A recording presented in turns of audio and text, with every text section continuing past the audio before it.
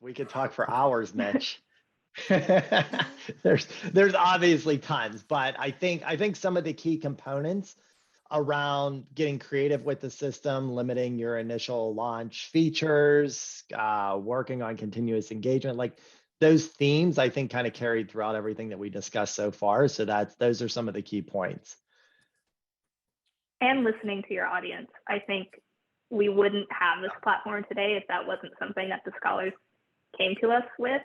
And every month we're looking at the data, we're looking at the engagement and thinking about how we can better serve our community of scholars, whether that's directly answering one of their kind of asks, or looking at the data and saying, hey, this is something that they aren't necessarily asking us for, but the trends are trending that might be something that they're interested in. So really keeping a pulse on your community and not assuming that what you think is right, because you could do something that you think is going to be super popular with your audience, but may not necessarily be true, and you'll put all that work into launching something that isn't actually going to be interesting or engaging to them. So always listen to your community.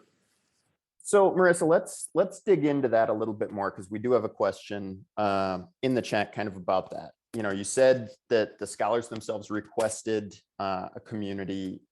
What ways are you continuing to gather, direct feedback from scholars?